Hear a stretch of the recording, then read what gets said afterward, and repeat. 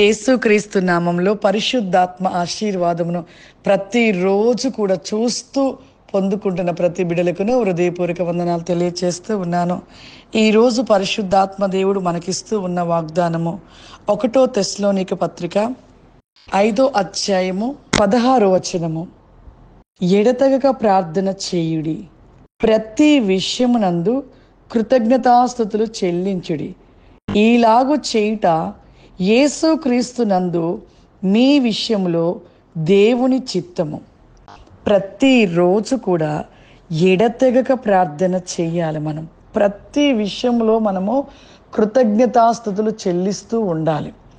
అలా ఎప్పుడు కూడా మన జీవితంలో దేవుడు ఉదయకాలం నుండి మనం పడుకునే సమయం వరకు కూడా దేవుడు మన పట్ల చేసిన మేలులు, మన పట్ల చేసిన ప్రతి విషయమును బట్టి మనం ప్రతిరోజు నెమరు వేసుకుంటూ కృతజ్ఞతాస్తుతులు చెల్లించాలి. నెమరవేళ జ్ఞాపకం చేసుకోవాలి.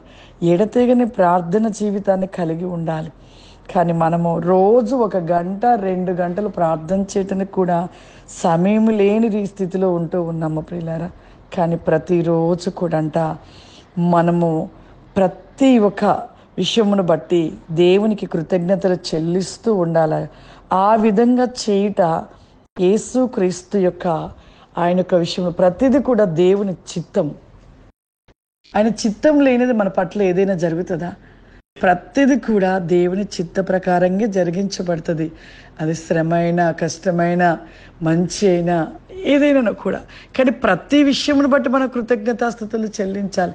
అయ్యో బాధ వచ్చింది కదా, నేను కృతజ్ఞతాస్తుతులు చెల్లించను, దేవుని నేను జ్ఞాపకం చేసుకోనని మనం అనుకోకూడదు. ప్రతి విషయమును బట్టి మనము ప్రతిరోజు కూడా, ఈరోజు ఈ ఉదయకాలం నుండి మనం రాత్రికాల సమయం వరకు కూడా మనం చేసే పనులలో, మనం వెళ్తున్న స్థలంలో ఇంకా ఏ విషయంలో అయినా మంచి జరగవచ్చు, లేకపోతే ఒకవేళ మనకి ప్రమాదమే జరగవచ్చు, చెడే జరగవచ్చు. ఏది జరిగినా దాన్ని బట్టి కృతజ్ఞతలు చెల్లించాలి దేవునికి. అయ్యో అదేంటి శ్రమ వస్తే కూడా మేము కృతజ్ఞతలు చెల్లించాలమ్మా అనేసి మీరు అడగొచ్చు. ప్రతి విషయమునందు అంటున్నాడు దేవుడు. అంటే ప్రతి విషయమునందు కూడా బట్టి మనము దేవునికి కృతజ్ఞతాస్తుతులు చెల్లించే వారిగా నిలిచి ఉండాలి. అలా ప్రతిరోజు ఎడతెగని ప్రార్థన చేస్తూ కృతజ్ఞతాస్తుతులు చెల్లిస్తూ ప్రతి విషయమును బట్టి దేవునికి స్తుతి చేస్తూ మనం ముందుకు సాగినట్లయితే మనకొస్తున్న ఆపదల నుండి దేవుడు తప్పిస్తాడు. మనకొస్తున్న ప్రతి సమస్య నుండి దేవుడు తప్పిస్తాడు. ఇంకా అన్ని విషయంలో కూడా దేవుడు మన పట్ల అన్ని విషయములను బట్టి దేవుడు మనకు కార్యాలు జరిగిస్తూ ఉంటాడు. కాబట్టి ప్రతి ఒక్కరము కూడా ప్రార్థన విషయంలో నిర్లక్ష్యం చేయవద్దు. ప్రతిరోజు ప్రార్థన చేసేవారుగా మనం ఉండాలి.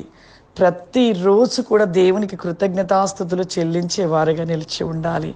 ఆ విధంగా ఉన్నప్పుడు దేవుడు మనను దీవించి ఆశీర్వదిస్తూ ఉంటాడు. ప్రార్థన చేసుకుందాం. సర్వశక్తివంతుడా, దయగల తండ్రి, నీకు వందనాలు చెల్లిస్తూ ఉన్నాను ప్రభా.